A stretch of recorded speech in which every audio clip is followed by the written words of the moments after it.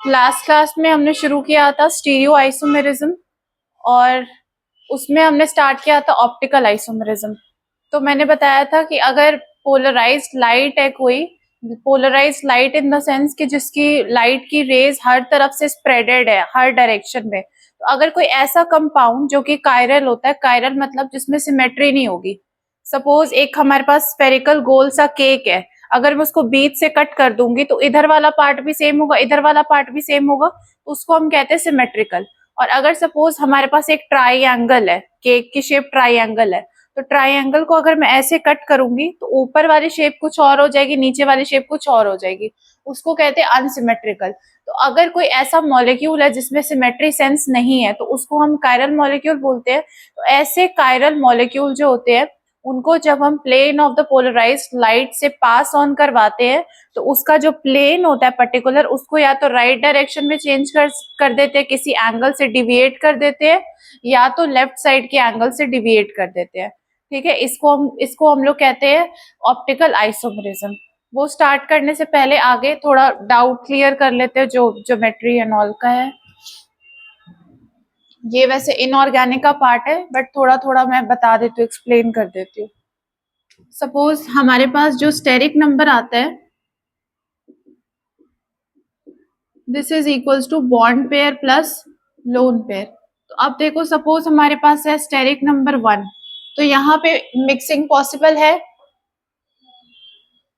सबसे पहले ध्यान दो एटॉमिक ऑर्बिटल्स कौन कौन से होते हैं, S P D F G H. यहाँ पे जो हम हाइब्रिडाइजेशन लिखते हैं, हाइब्रिड का मतलब होता है दो प्योर एटॉमिक ऑर्बिटल्स को, दो या तीन को मिक्स कर देना इस तरीके से कि उनकी एनर्जी एक जैसी हो जाए और वो स्टेबलाइज्ड हो जाए। ठीक है, तो अब देखो यहाँ पे S P D F G H, यहाँ पे इसको अगर मुझे मिक्स करना है मिनिमम, तो मिनिमम मिक्स करने के लिए क्या चाहिए होगा, एस से स्टार्ट करेंगे। मिनिमम मिक्सिंग के लिए क्या आना चाहिए,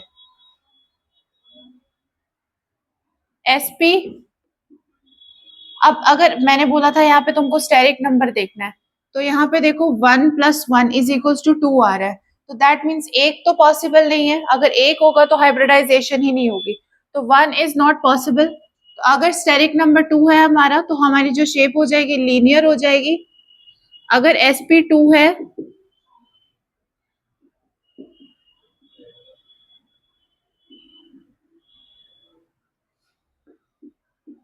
sp3 है, तो अब देखो इसमें मॉडिफिकेशन आएगी।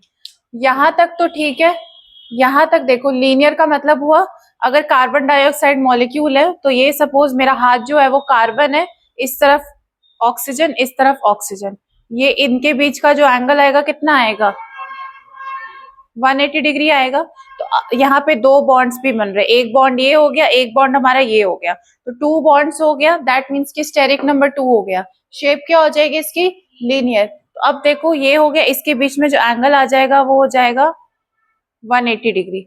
नेक्स्ट जो है हमारे पास वो है ट्राइगोनल प्लेनर, जैसे इस फैन की शेप है वैसे इसकी शेप भी हो जाएगी, मतलब कि इस तरीके से दो बॉन्ड्स ऊपर के तरफ इस तरीके से ट्राइगोनल शेप में, और एक बॉन्ड नीचे के तरफ, और ईच बॉन्ड के बीच का जो एंगल है वो 120 डिग्री होगा। समझ गए, समझ गए। अब नेक्स्ट देखो टेट्राहेड्रल। टेट्राहेड्रल में मैं तुम्हें दो एग्जांपल दे सकती हूँ, दोनों का अलग अलग आएगा। अब ये देखो, ये जो हम यहाँ पे लिख रहे हैं ये इसकी ज्योमेट्री है।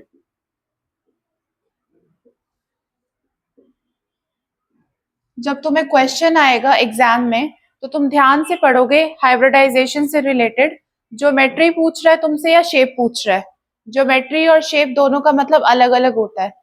ठीक है, अब देखो यहाँ पे जो ज्योमेट्री पूछ रहा है और यहाँ पे ये यहाँ तक सेम होगा। अगर ज्योमेट्री लीनियर है तो शेप भी लीनियर होगी, अगर ये ट्राइगोनल प्लेनर है तो ये भी ट्राइगोनल प्लेनर होगा। एग्जाम्पल कार्बन डाइऑक्साइड, यहाँ पे एग्जाम्पल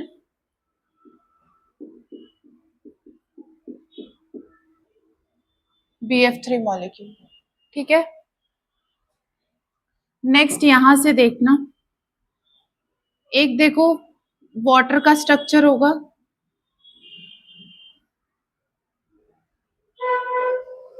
ठीक है। ऐसे ही होगा, ऑक्सीजन के बाहर कितने इलेक्ट्रॉन्स होते हैं? 6 इलेक्ट्रॉन्स होते हैं। 2 इसने बॉन्ड बना लिया, 1, और ये यहाँ पे बॉन्ड बन गया, बाकी के 2 अनयूज्ड रह गए। फिर नेक्स्ट देखो NH3 है, 3 बॉन्ड्स बना लिए और एक लोन पेयर आ गया। एक और देखो इसका एग्जांपल,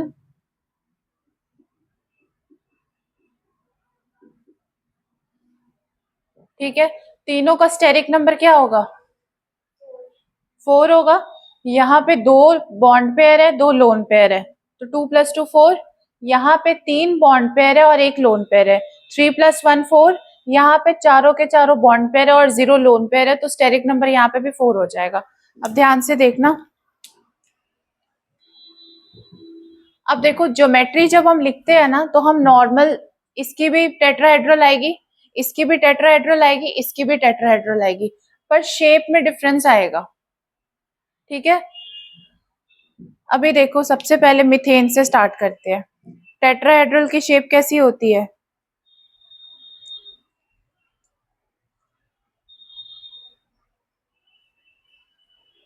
एक बॉन्ड ऊपर प्लेन पे होगा, एक बॉन्ड नीचे प्लेन पे होगा, एक बॉन्ड प्लेन के बाहर होगा, एक जो बॉन्ड होगा वो प्लेन के अंदर होगा, इसी को टेट्राहेड्रल कहते हैं।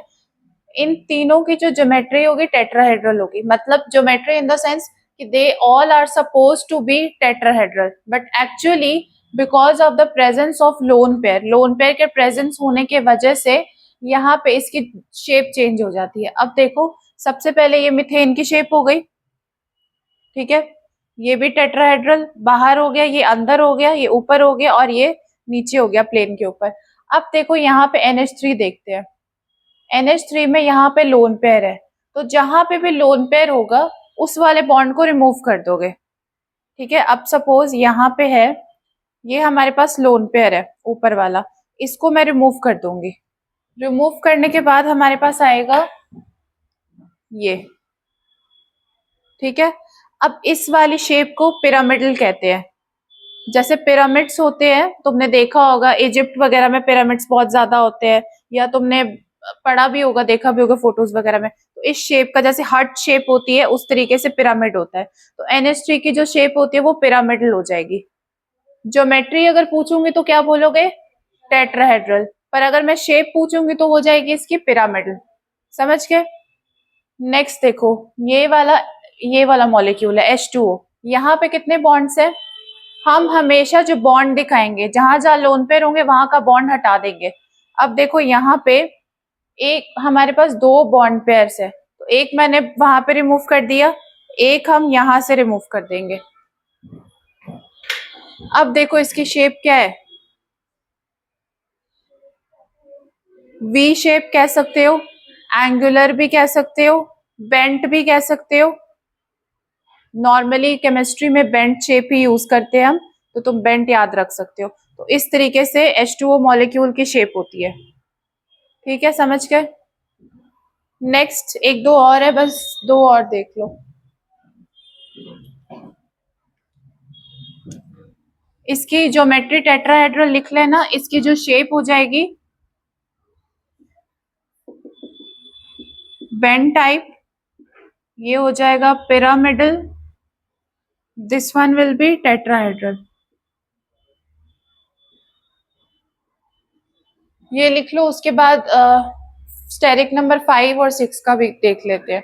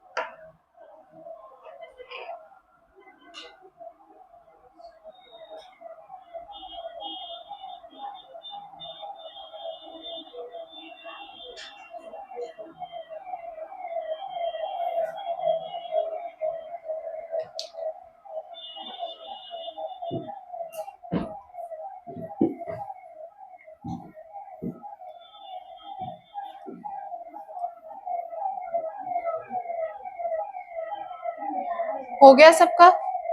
नहीं?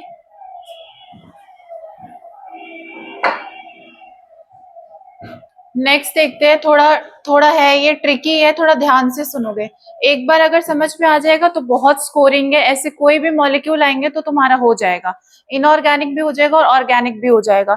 जनरली क्या होता है कि जब कोई पढ़ाता है इनऑर्गेनिक तो वो तुम्हें सिर्फ एक एग्जाम्पल यहाँ पे मिथेन का दे देंगे, बाकी तुमने खुद फिगर आउट करना होता है, इमेजिन करना होता है। तो यहाँ पे मैं थोड़ा करवा देती हूँ जितना मैं करवा सकती हूँ, उसके बाद वो तुम्हें ईजी हो जाएगा। अब देखो स्टेरिक नंबर हमारे पास हो गया 5। अब इसका हम कॉम्बिनेशन बिल्ड करेंगे। स्टेरिक नंबर क्या होता है? Lone pair plus bond pair. अब देखो ये ऐसे भी तो लिख सकते हैं, 5 plus 0 is equal to 5, 4 plus 1 is equal to 5, 3 plus 2 is equal to 5 और 2 प्लस 3। हाँ तो वो सेम ही आ जाएगा, ठीक है, 2 प्लस 3 बाकी सेम आने लगेगा। ये तीनों कॉम्बिनेशन हम क्रिएट कर सकते हैं। अब देखो अगेन इसकी इन तीनों की ज्योमेट्री जो होगी that will be trigonal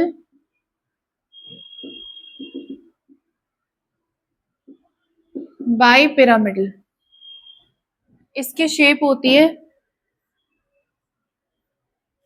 ये मैं पेपर पे ड्रॉ कर रही हूँ इसलिए तुमको इस तरीके से लग रहा है, पर अभी हम देखेंगे कि यहाँ पे बॉन्ड जो है वो बाहर भी आते हैं।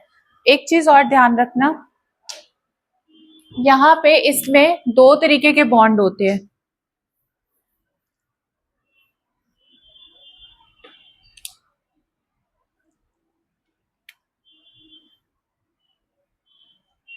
ये जो लॉन्गर बॉन्ड है, ये जो रेड कलर का है, इस वाले को हम कहते हैं एक्सियल बॉन्ड।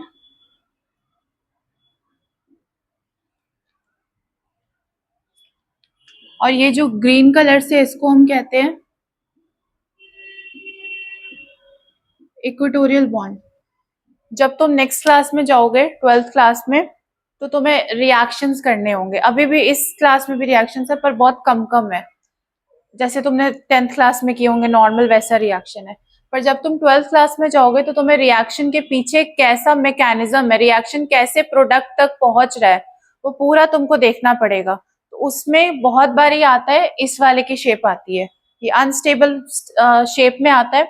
फिर इस वाली शेप को डिस्कस करके उसके बाद वो प्रोडक्ट में बनता है। कुछ टाइम के लिए कोई भी रिएक्टेंट है वो इस शेप में आता है and then it changes back to the shape जिसमें उसको आना होता है। तो 12th क्लास में बेसिकली कहने का मतलब है कि जब कोई पढ़ाएगा तुमको तो वो यही कहेंगे कि तुमको बस ये पाथवे होगा और वो वहां तक पहुंच जाएगा। जब तक तुम्हें ज्योमेट्री का सेंस नहीं पता होगा तुम नहीं समझ पाओगे कि मैकेनिज्म क्यों हो रहा है ऐसे। इसीलिए ये समझना बहुत जरूरी है, ध्यान से सुनोगे।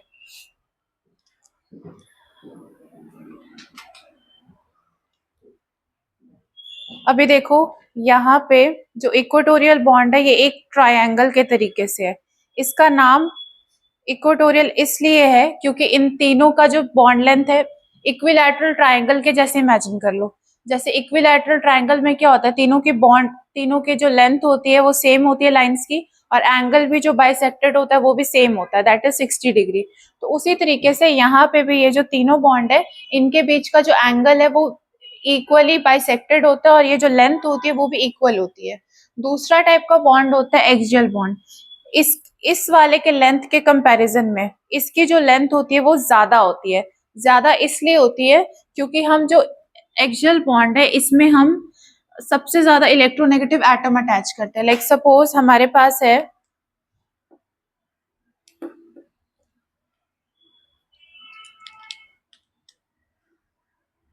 सपोज पहला एग्जांपल देखते हैं PCl5। यहाँ पे देखो 5 बॉन्ड है, phosphorus, then Cl Cl Cl Cl Cl। तो इसकी ज्योमेट्री भी हो जाएगी ट्राइगोनल बाइपिरामिडल, इसकी शेप भी हो जाएगी ट्राइगोनल बाइपिरामिडल, ठीक है। नेक्स्ट देखो, नेक्स्ट एग्जांपल इस वाले का हम कर सकते हैं।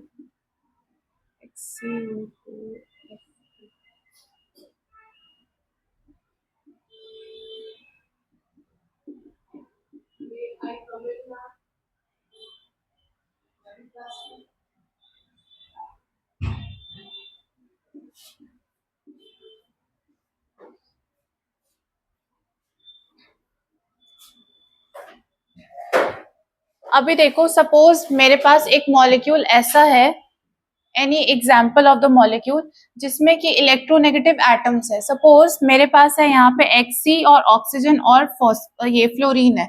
अब ऑक्सीजन और फ्लोरीन में सबसे ज्यादा इलेक्ट्रोनेगेटिव कौन सा होगा? फ्लोरीन होगा। तो अब मुझे सेलेक्ट करना है, सपोज यहाँ पे HCO2F2 है, तो मैं अब यहाँ पे मेरी प्रायोरिटी होगी कि मैं F बॉन्ड को हमेशा एक्सियल में रखूं। ऐसे क्यों? क्योंकि जो F बॉन्ड है वो बहुत ज्यादा इलेक्ट्रोनेगेटिव है। तो इलेक्ट्रोनेगेटिव होगा, दैट मीन्स कि इसके ऊपर भी चार्ज नेगेटिव आएगा, इसके ऊपर भी चार्ज क्या आएगा? नेगेटिव आएगा। तो इन दोनों में बहुत ज्यादा रिपल्शन होगा। तो रिपल्शन की वजह से एक दूसरे से बहुत दूर भागेंगे। जैसे अगर कोई मैग्नेट है, उसका अगर मैं साउथ पोल को मैं अट्रैक्ट करवाऊं, तो क्या होगा? बहुत ज्यादा रिपल्शन हो जाएगा इसके बीच में। उसी तरीके से यहाँ पे अगर F और F डालेंगे तो ये ऑलरेडी लॉन्गर बॉन्ड्स है, तो ये इसके रिपल्शन को कंट्रोल करेगा। अगर मैं फ्लोरीन को ऑक्सीजन की जगह यहाँ पे लगा दूं तो इन दोनों के बीच में बहुत ज्यादा रिपल्शन होगा। ठीक है, ये बॉन्ड खुलेगा और ये इसके जगह जाना शुरू कर देगा, तो पूरी की पूरी जो ज्योमेट्री है वो गलत हो जाएगी। अब ये बॉन्ड ऑलरेडी लॉन्ग है, अगर मैं इसको और भी स्ट्रेच भी कर दूं तो कोई प्रॉब्लम नहीं आएगी। पर अगर मैं फ्लोरीन को यहाँ पे और यहाँ पे लगाएंगे तो क्या होगा? ये दोनों बॉन्ड ये अब इधर तरफ भागेगा और ये वाला बॉन्ड जो है वो इधर के तरफ भागेगा। क्यों? क्योंकि रिपल्शन होगा आपस में बहुत ज्यादा। तो अब देखो, ये इधर की तरफ भागेगा तो ये इस वाले बॉन्ड को डिस्टर्ब करेगा, ये इधर की तरफ भागेगा तो ये इस वाले बॉन्ड को डिस्टर्ब करेगा।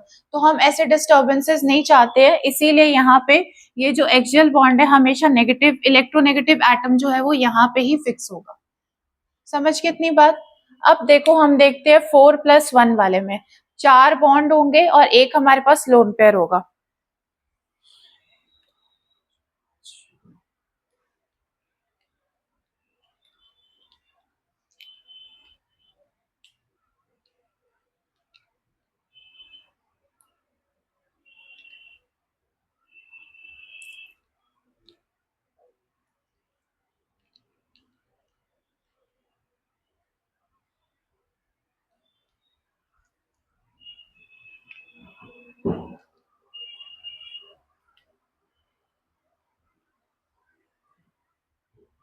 थोड़ा है ये डिस्टर्ब। ठीक है, ये देखो, ये वाला हो गया जो ट्रायंगल टाइप का तुमको दिख रहा होगा। एक बॉन्ड बाहर की तरफ आ गया, एक बॉन्ड अंदर की तरफ आ गया और ये वाला जो है वो प्लेन पे है। ठीक है, बाकी ये एक्सियल बॉन्ड है ग्रीन कलर का, ये ऊपर हो गया और ये एक्सियल बॉन्ड जो है वो नीचे हो गया। ठीक है, इस तरीके से दिख रहा है। PCl5 जो होगा उसकी शेप और ज्योमेट्री इस तरीके से होगी। ठीक है, अब देखो, इसको ट्राइगोनल बाइपिरामिडल क्यों बोलते हैं? ट्राइगोनल का मतलब हुआ ये जो है ये तीन थ्री ट्राइगोनल टाइप का हो गया। बाई पिरामिडल का मतलब हो गया ऊपर भी इसका बाई पिरामिडल जो ऊपर निकला हुआ है, इसके वजह से ये एक 1 टाइम पिरामिडल, नीचे निकला हुआ है 2 टाइम पिरामिडल। तो 2 बार ही होता है तो उसको क्या कहते हैं? बाई बोलते हैं। 3 बार होगा तो ट्राई बोल देंगे, 4 बार होगा तो टेट्रा बोल देंगे, इस तरीके से। तो यहाँ पे हो गया ट्राइगोनल बाई पिरामिडल। अब देखो, हम कॉम्बिनेशन देख रहे हैं यहाँ पे 4 बॉन्ड पेयर का और एक हमारे पास लोन पेयर का है। तो अगर अब मुझे रिमूव करना होगा तो कहाँ से रिमूव करेंगे?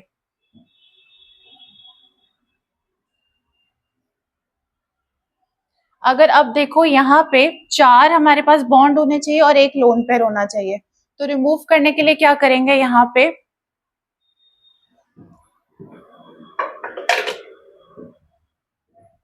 अब देखो 4+1 तो 4 बॉन्ड है, एक्सियल वाला रिमूव नहीं करेंगे, हमेशा इक्वेटोरियल से स्टार्ट करेंगे। तो अब देखो, इक्वेटोरियल में यहाँ से सपोज मैं रिमूव कर देती हूँ, ये लोन पेयर वाला हो गया, इसको मैंने रिमूव कर दिया। अब अगर इस वाली शेप को तुम ऐसे करके देखोगे तो तुम्हें कुछ याद आ रहा है? पार्क गए हो कभी? सीसॉ झूला झूला है? अगर इस वाले शेप को मैं इस तरीके से बना दूं तो सीसॉ नहीं लग रहा तुम्हें? तो इस वाले की शेप हो जाएगी सीसॉ। ठीक है, समझ गए? तो इस वाले को हम सीसॉ बोलते हैं।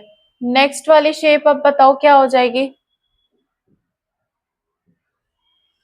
नेक्स्ट अगर 3+2 है, मतलब 3 हमारे पास बॉन्ड पेयर है और 3 बॉन्ड पेयर है और 2 लोन पेयर है, तो अब बताओ कहाँ से रिमूव करेंगे? मैंने बोला कि यहाँ पे एक्सियल वाले में कोई नहीं छेड़छाड़ करेंगे, जो करेंगे इक्वेटोरियल में करेंगे। हाँ देखो, एक इधर से कर देंगे और एक इधर से कर देंगे। तो अब इन दोनों को मैं अगर रब कर दूंगी तो ये क्या आ जाएगा?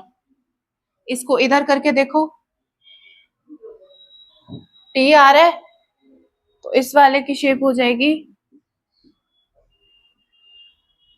समझ गए? किसी को डाउट है तो पूछ लो। समझ में आ गया? इसके बाद एक लास्ट है 6 वाला, वो देख लेते हैं बस। लिख लो।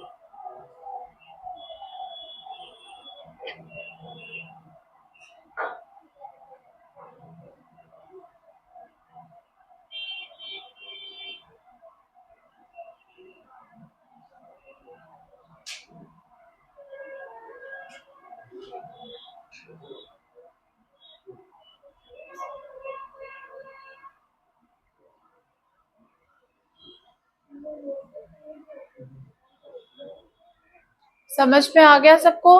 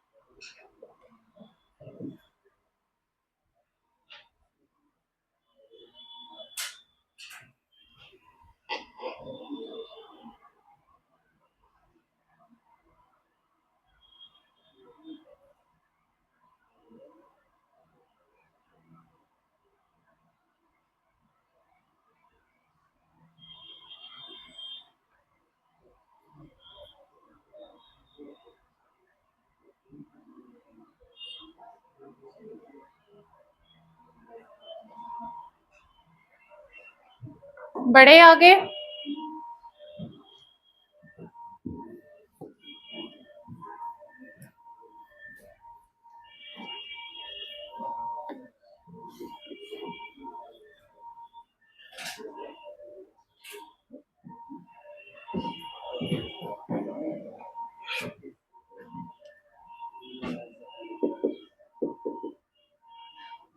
अब देखो यहाँ पे 6 है, इसका कॉम्बिनेशन बना सकते हैं। 6 + 0 = 6। नेक्स्ट।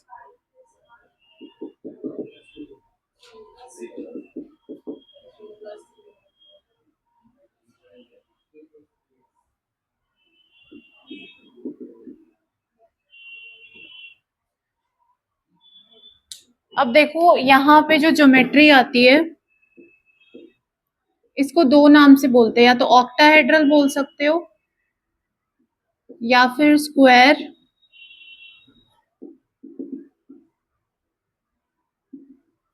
बाइपिरामिडल।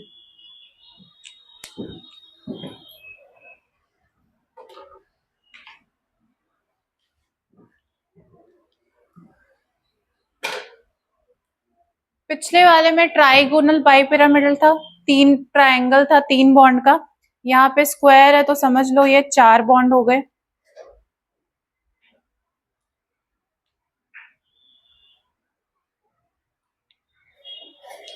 ऐसा हो जाएगा। पिछली बारी ट्राइगोनल था तो वो ट्रायंगल के जैसा था, यहाँ पे स्क्वायर है तो 4 बॉन्ड्स हो गए। बाई पिरामिडल का क्या मतलब होगा? एक बॉन्ड ऊपर एक बॉन्ड नीचे की तरफ आ जाएगा। ठीक है, तो अब देखो अगर हमारे पास कोई ऐसा है जिसके पास 6 के 6 बॉन्ड बन रहे हैं तो उसकी शेप क्या हो जाएगी? Square bi pyramidal. अब सपोज 5 और 0 वाला है, सॉरी 5 और 1 वाला है ये। अगर 5 बॉन्ड है और एक लोन पेयर है तो कहाँ से लोन पेयर हटाएंगे? इसमें इक्वेटोरियल और एक्सियल नहीं है, ठीक है, इसमें सारे बॉन्ड्स इक्वल है, नीचे से निकाल देंगे। तो अब बताओ हमारे पास अब पहले 2 बाई पिरामिडल था, एक निकाल दिया तो क्या होगा? सिर्फ पिरामिडल हो जाएगा, स्क्वायर पिरामिडल। समझ गए? अब नेक्स्ट देखो 4+2 है, 4+2 में से ये भी निकाल देंगे तो क्या हो जाएगा? पिरामिडल हट जाएगा, स्क्वायर प्लेनर कहेंगे इसको। पहले ये इस तरीके से था, जब अब 4 बॉन्ड बच गए तो इसको पेपर के ऊपर बना सकते हैं, तो ये स्क्वायर प्लेनर हो जाएगा। ठीक है, ये वाला पॉसिबल नहीं है बनाना, प्रैक्टिकली अभी तक ऐसा मॉलिक्यूल है नहीं जिसका ये वाला आया है, तो यहाँ तक ही है। ठीक है, समझ गए या दोबारा बताऊं? ऊपर से एक रिमूव करेंगे तो पिरामिडल, नीचे से रिमूव कर देंगे तो स्क्वायर प्लेनर हो जाएगा।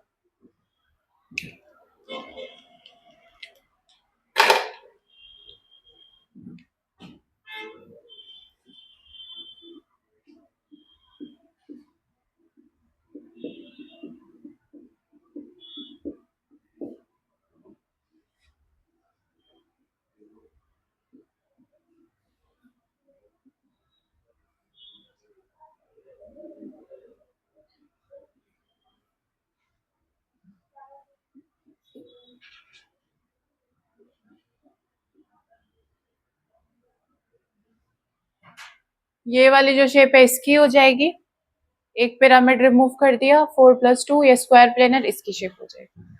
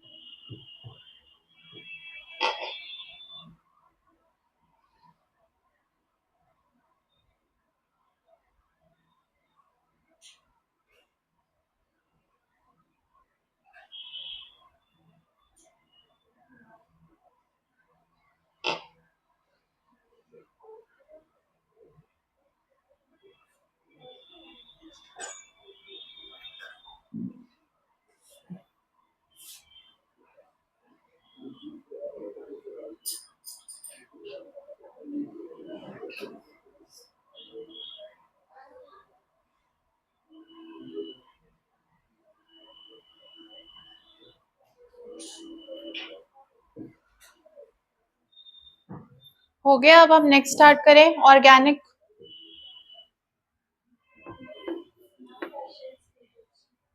क्या क्लास के बाद?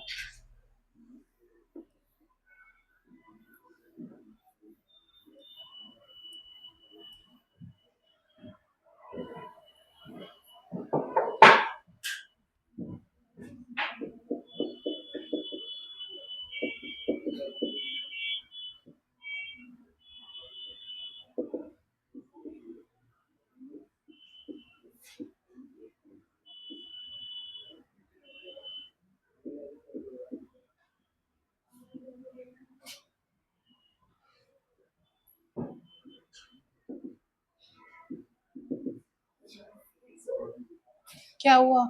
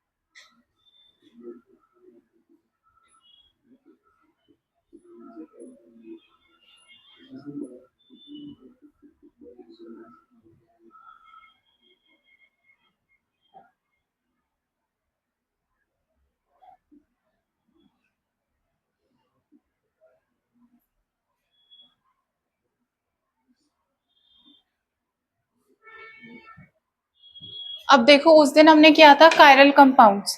तो कायरल कंपाउंड्स ऐसे होते हैं जिसके बीच में कोई भी हमारे पास सेंस ऑफ सिमेट्री नहीं होता। Sense of symmetry in the sense कि अगर मैं इसको बीच से कट कर दूंगी तो ये सिमेट्रिकल नहीं होगा। जैसे कोई केक होता है स्फेरिकल या सर्कुलर शेप का, अगर मैं उसको बीच से काटूंगी तो वो इधर वाला पार्ट भी सेम आएगा, इधर वाला पार्ट भी सेम आएगा। पर अगर इसको मैं बीच से काट दूंगी तो ये देखो, यहाँ पे बी आर है, यहाँ पे एफ है, दोनों का साइज अलग अलग है, दोनों एटम्स अलग अलग है, तो सिमेट्री नहीं आएगी यहाँ पे। ठीक है, नेक्स्ट देखो, अगर मैं इसको इस तरीके से काट दूंगी बीच से, पहले मैं बोलते इस तरीके से काटेंगे, अब इसको देखो इस तरीके से काटेंगे, क्या अभी सिमेट्रिकल है? ये नहीं होगा। नेक्स्ट देखो, अगर मैं बोर्ड के अंदर से, मतलब ये सपोज एटम स्फेरिकल होते हैं, बॉल के जैसे होते हैं, तो ये बॉल है, इसका आधा बॉल का पार्ट जो है वो बाहर है, आधा बॉल का पार्ट जो है वो इनसाइड है। तो अगर मैं इनसाइड भी कट कर दूंगी तो क्या वो सिमेट्रिकल होगा? अंदर अगर करेंगे तो वो सिमेट्रिकल होगा? तो नहीं समझ में आया। अगर देखो हम इस तरीके से करेंगे तो इट विल बी अनसिमेट्रिकल, बीच से काटेंगे तो अनसिमेट्रिकल। अगर इस तरीके से काटेंगे तो आधा अलग हो जाएगा, आधा अलग हो जाएगा, अनसिमेट्रिकल हो जाएगा। तो अगर 3 प्लेन होते हैं हर एक एक्सिस में, टोटल अगर मैथ्स भी पढ़ते हो तो उसमें क्या होता है, एक्स वाई जेड एक्सिस होता है। तो इसमें भी हम वही चीज करें, हम 3 एक्सिस से अलग अलग डिवाइड करें। जैसे क्वाड्रेंट्स होते हैं, 4 क्वाड्रेंट होते हैं मैथ्स में, और 3 एक्सिस होते हैं हमारे पास, एक्स वाई और जेड।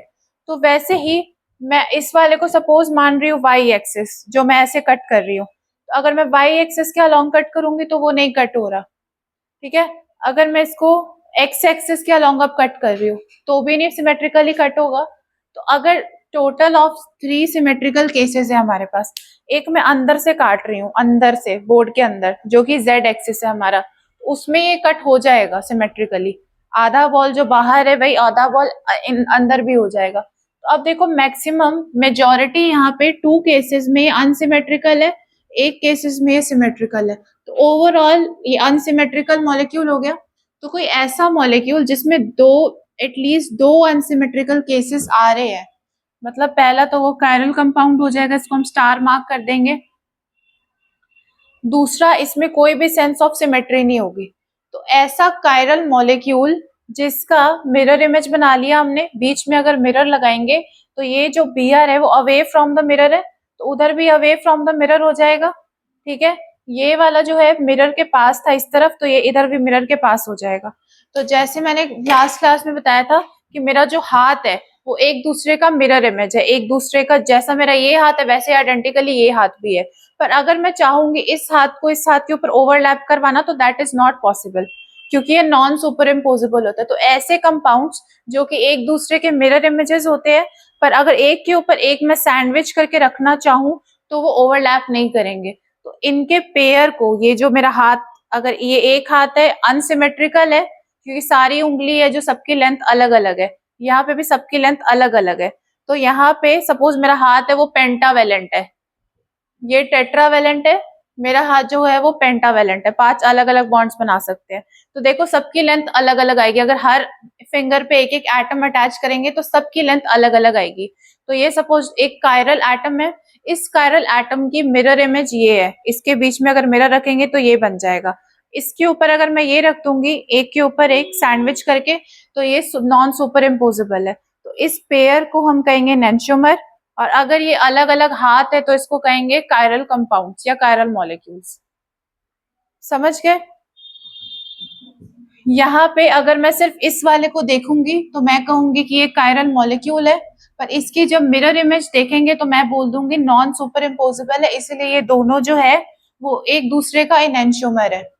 जैसे चाय या कॉफी है, या कोई पर्सन चाय पिएगा या तो कोई पर्सन कॉफी पिएगा, तो वो एक दूसरे का कॉम्प्लीमेंट्री होते हैं।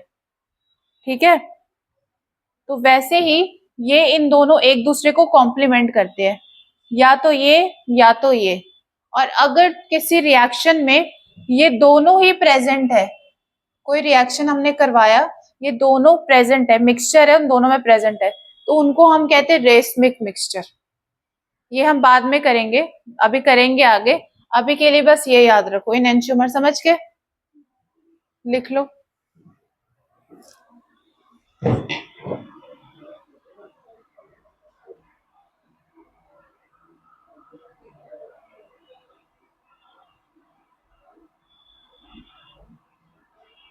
तुम लोगों ने सारे क्वेश्चन सॉल्व कर लिए टीपीएस के? नहीं?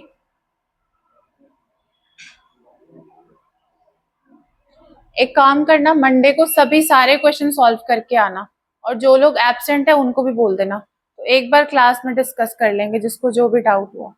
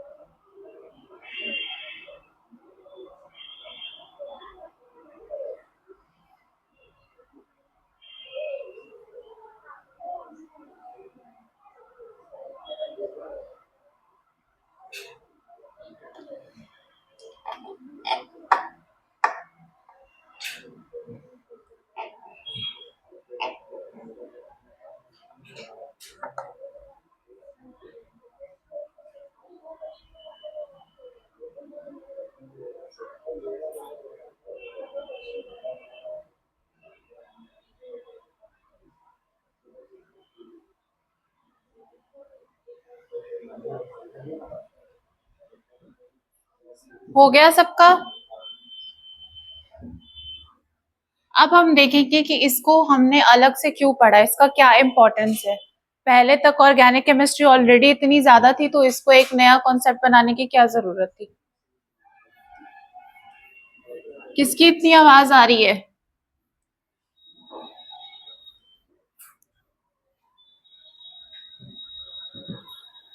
अभी देखो, इसका बायोलॉजिकल लाइफ में बहुत ज्यादा इंपॉर्टेंस है, जैसे ड्रग लाइफ में, दवाई वगैरह में।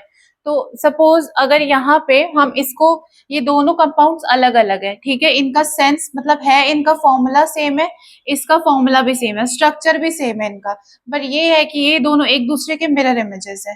तो इसमें प्रॉब्लम क्या है इन दोनों को अलग अलग यूज करने का। सपोज ये वाला जो है, अगर मैं इसको कायरल कंपाउंड को पोलराइज लाइट के थ्रू पास करूंगी, जो हमने लास्ट क्लास में देखा था निकोल प्रिज्म जो था उसमें, तो अगर मैं इसको पास कराऊंगी, सपोज ये जो है इसका सेंस ऑफ रोटेशन है वो एंटी क्लॉकवाइज है, इस तरफ है, सपोज इसका जो है वो राइट साइड को है, तो इसको हम क्या कहेंगे, डी बोलेंगे, डी फॉर्म।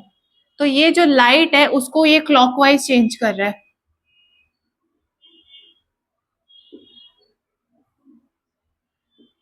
क्लॉकवाइज को हम पॉजिटिव से डिनोट कर देते हैं।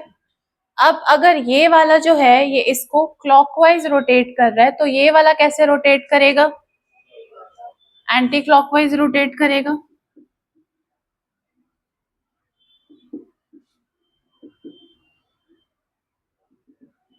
अगर मैं इन दोनों मिक्सचर को एक कंपाउंड में रख दूंगी, ध्यान से सुनोगे, अगर मैं इन दोनों मिक्सचर को एक कंपाउंड्स में रख दूंगी और उस मिक्सचर की ऑप्टिकल एक्टिविटी देखेंगे तो क्या होगा? सपोज यहाँ पे अगर इसको मैं अलग से रख रही हूं तो ये लाइट को जो है वो इस तरफ से रोटेट कर रहा है, ये वाला जो है वो लाइट को इस तरफ से रोटेट कर रहा है। सपोज ये यहाँ पे 60 डिग्री से रोटेट कर रहा है, +60 से, ये यहाँ पे -60 से रोटेट कर रहा है। तो ओवरऑल अगर दोनों को एक साथ रखेंगे तो ऑप्टिकल एक्टिविटी कितनी हो जाएगी? 0 हो जाएगी, क्योंकि इस वाले का जो नेट है वो इस वाले को कैंसिल कर देगा। तो ओवरऑल जो इनका मिक्सचर आता है उसको हम कहते हैं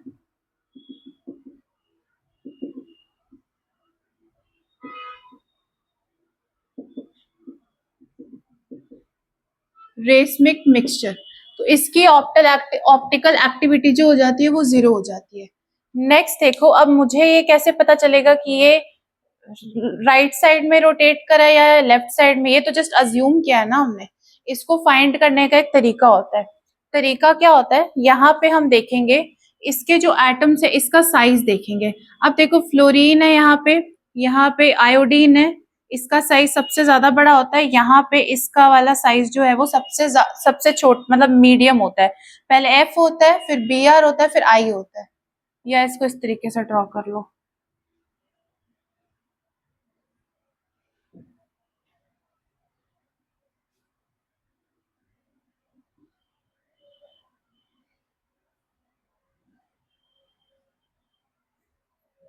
ठीक है, अब देखो इन सब में से जो मॉलिक्यूलर वेट है वो सबसे ज्यादा किसका होगा? आयोडीन होगा। इसको हम दे देंगे पहली प्रायोरिटी। सेकंड प्रायोरिटी किसको देंगे? B R. Third priority fluorine को। इधर देखो उल्टा हो जाएगा, 1 2 3। अब देखो इसको रोटेट करवाओ, यहां से 1 2 3, तो किस तरफ से रोटेट हो रहा है? एंटी क्लॉकवाइज हो रहा है, दिख रहा है? अगर मैं 1 से 2 फिर 3 जाऊंगी तो क्लॉक के उल्टा जा रहे हैं, तो क्या हो जाएगा यहाँ पे? Anti clockwise. ये वाला देखो इधर आ रहे हैं, क्लॉकवाइज आ रहे हैं, तो ये वाला हो जाएगा क्लॉकवाइज प्लस। तो अब ये वाला हो जाएगा डी फॉर्म, ये वाला हो जाएगा हमारा एल फॉर्म। इतनी बात समझ में आ गई? अब देखो एक लास्ट चीज और, अगर सपोज हमें कोई ड्रग बनाना है, कोई दवाई बनानी है, उसमें ये कंपाउंड को यूज करना है, तो ऐसा नहीं है कि ये दोनों देखने में सेम है तो मैं इसको उठा दूं या इसको उठा के रख दूं तो कोई इशू नहीं होगा। इशू होगा। ऐसा क्यों होगा? लाइक बहुत टाइम पहले एक इंसिडेंट हुआ था, तुम शायद ऑनलाइन आर्टिकल में भी पढ़ सकते हो, थैलिडोमाइड करके एक ड्रग आता है। तो जो प्रेग्नेंट वुमेन होती है उनको सुबह सुबह मॉर्निंग सिकनेस होती है, हैवी बॉडी हो जाती है, उसके वजह से उठना या चलना बहुत डिफिकल्ट हो जाता है। तो एक ड्रग था थैलिडोमाइड करके, उसके 2 आइसोमर्स थे, इनेंशियोमर्स थे, एक आर फॉर्म, एक एल फॉर्म और एक उसका डी फॉर्म था।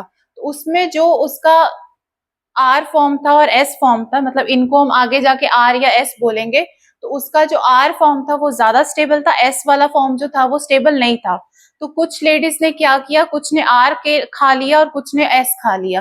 तो जिन्होंने आर खाया उनको तो ठीक हो गया, जिन्होंने एस खाया उनको आगे जाके बहुत सारे डिजीजेस हो गए, कईयों के बच्चे वगैरह भी डिस्ट्रॉय हो गए थे। तो बेसिकली कहने का ये मतलब है कि अगर इन दोनों में से हम किसी को एक ही पर्टिकुलर को यूज कर सकते हैं। सपोज ये एक तरीके का लॉक एंड की सिस्टम होता है।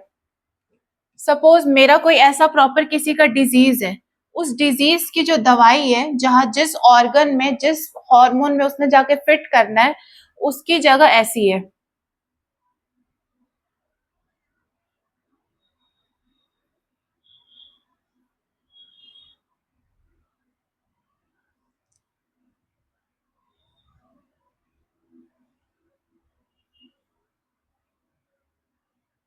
तो अब देखो, अगर मैं यहाँ पे, हमें हमें पता चल गया कि हमने ये वाला ड्रग यूज करना है, इस फॉर्मूले का ड्रग यूज करना ही करना है, ये हमें पता चल गया। पर अब देखो अगर मैं इस वाले को उठा के इस वाली जगह पे फिट करूंगी तो क्या वो फिट होगा?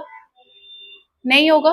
क्योंकि इसका जो आयोडीन का जो साइज है वो यहाँ पे ओवरलैप नहीं करेगा, यहाँ पे जगह नहीं है, वो फिट नहीं कर पाएगा। ब्रोमीन का जो साइज है वो यहाँ पे आ जाएगा, और अगेन फ्लोरीन का साइज है, ये छोटा है तो ये यहाँ पे फिट नहीं कर पाएगा। पर अगर मैं इस वाले को उठा के यहाँ पे फिट करूंगी तो फिट हो जाएगा। ठीक है, तो दैट मीन्स कि ऐसे इस वाले डिजीज के लिए, जिसको हम ऑनलाइन कोई भी हम स्टडी कर सकते हैं, तो अगर सपोज मुझे ये वाला डिजीज है तो इसका जो क्योर होगा वो इस वाली ही दवाई से होगा। ये ड्रग डालेंगे इस तरीके से एंटी क्लॉकवाइज फॉर्म में, तभी वो इफेक्टिव होगी। अगर मैं इसका क्लॉकवाइज डाल दूंगी तो वो पॉइजन हो जाएगा। ठीक है, ये इसका बायोलॉजिकल इंपॉर्टेंस है। तो जो थैलिडोमाइड वाला मैंने इंसिडेंस बताया, उसमें यहाँ पे सपोज ये आर वाला है और वो एस वाला आइसोमर है, तो हम क्या करे थे, जिन्होंने आर वाला यहाँ पे रख के खा लिया उनका ठीक हो गया, जिन्होंने एस वाला यहाँ पे रख के खाया उनका ओवरलैप नहीं हुआ, तो उनको क्या हो गया, पॉइजन के जैसे एक्ट हुआ, तो आगे जाके उनको इश्यू हो गया। तो बेसिकली ये इनेंशियोमर पढ़ने का यही प्रॉपर है कि ये इसको हम ड्रग स्टडीज में बहुत ज्यादा यूज करते हैं।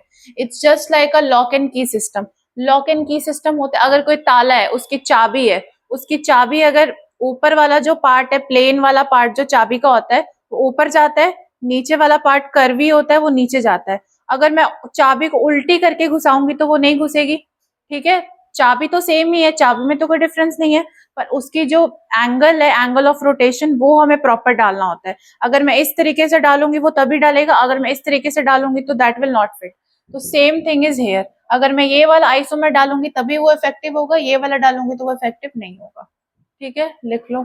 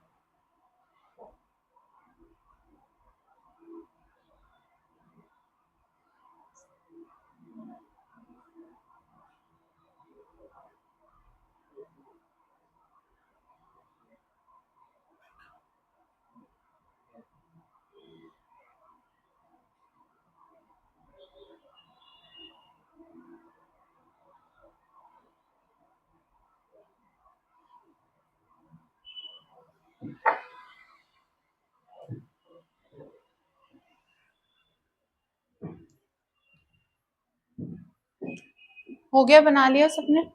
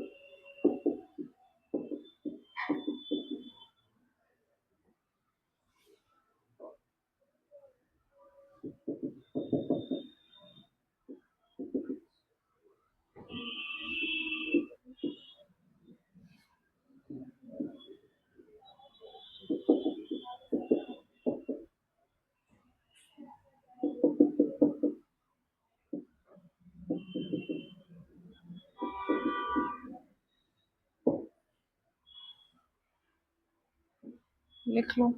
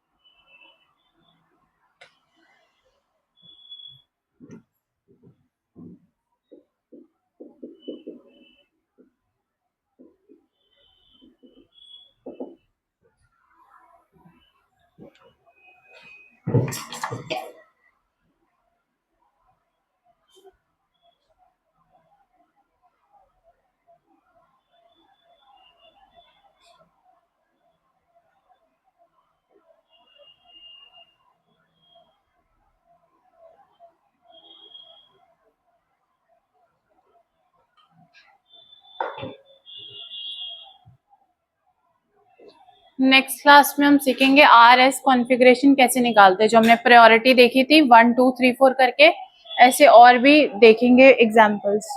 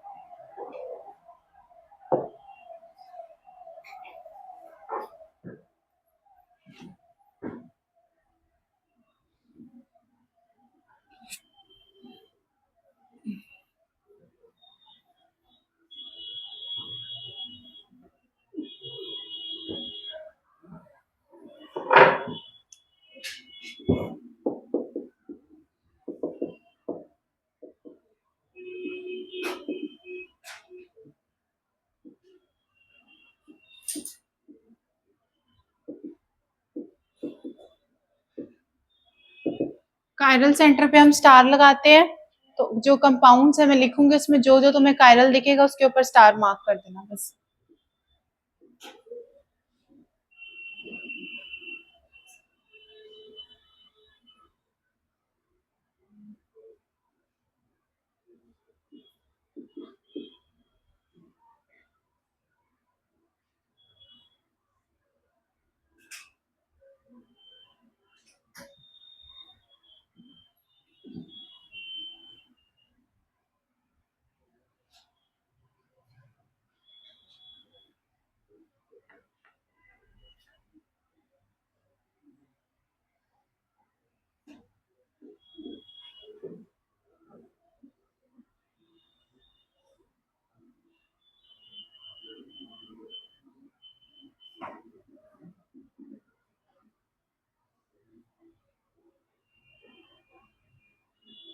डी का मतलब होगा ड्यूटेरियम, हाइड्रोजन का आइसोटोप। 13 सी का मतलब होगा कार्बन का आइसोटोप। आइसोटोप पता है सबको?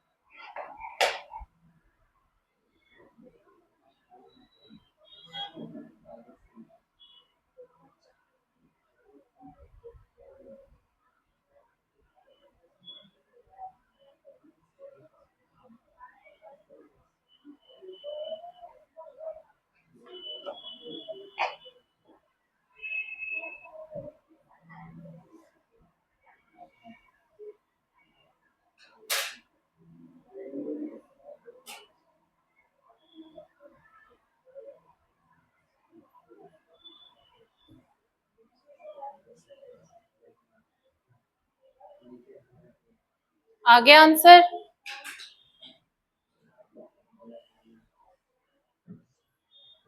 इस वाले में सॉरी, ये हो जाएगा। इस वाले में बताओ, इस वाले में कौन सा हो जाएगा कायरल सेंटर? ये वाला हो जाएगा। तो यहाँ पे इस वाले कार्बन के अलोंग ये वाला तो अलग है, ये भी अलग है। यहाँ पे तो हाइड्रोजन, यहाँ पे भी हाइड्रोजन है, तो ये तो कायरल होगा ही नहीं। This one will not be chiral.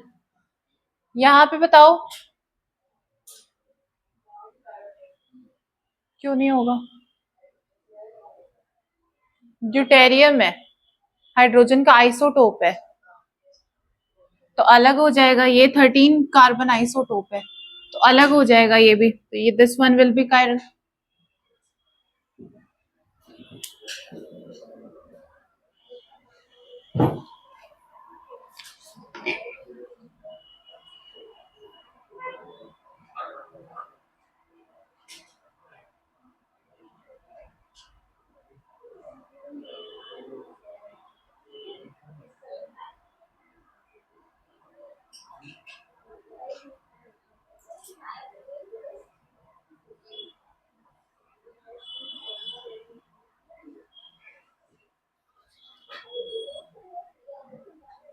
Recording of कर दो।